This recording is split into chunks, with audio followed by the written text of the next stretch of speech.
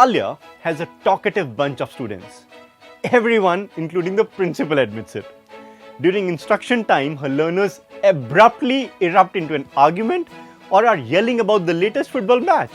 Now, Alia is a patient teacher.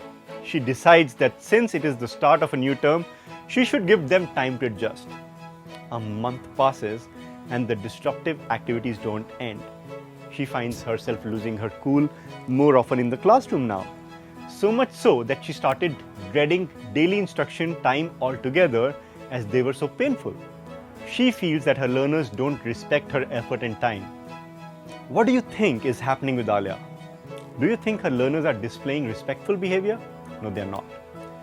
We face various acts of disrespect throughout our lives. Everyone does. Our classrooms are no different. This is just one form of disrespect that might occur. There are various ways that we or our learners might feel disrespected in the classrooms.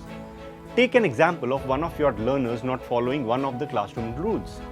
Let's say you give them a consequence which they feel is going to affect how their peers see them. This can impact the learner's dignity and not in a good way.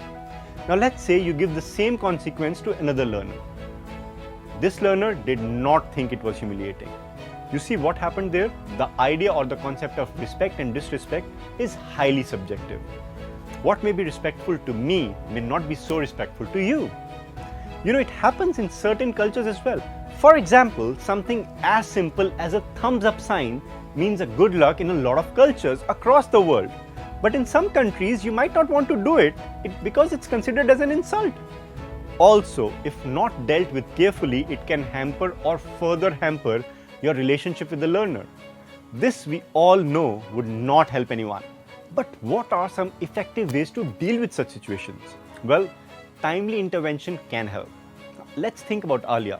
Yeah, the same teacher struggling with her chatty learners. What do you think she could do? Well, for one, she could capitalize on their natural tendencies. She could start centering her instructions around collaborative groups in which her learners get to do a lot of what they love, talking to each other. Well, here, Alia changed her teaching strategy, but what if the act is not related to teaching at all? Another thing to remember when you find yourself in such situations is to stay calm. Yes, take a deep breath in and out. This is also a good time to remember to not take the action personally. Especially as teachers, it is important to remember how to mark the difference between a student and their behavior. As actions, you can choose to notify the authority, move on and do nothing about it, or take remedial actions and reinforce them yourself. Different situations call for different actions. This is where your judgment, experiences and knowledge will guide you to take a good and fair decision. While we have discussed students showing respect towards other students, it is also important to instill that respect in students for elders, other teachers, authority figures and also the law.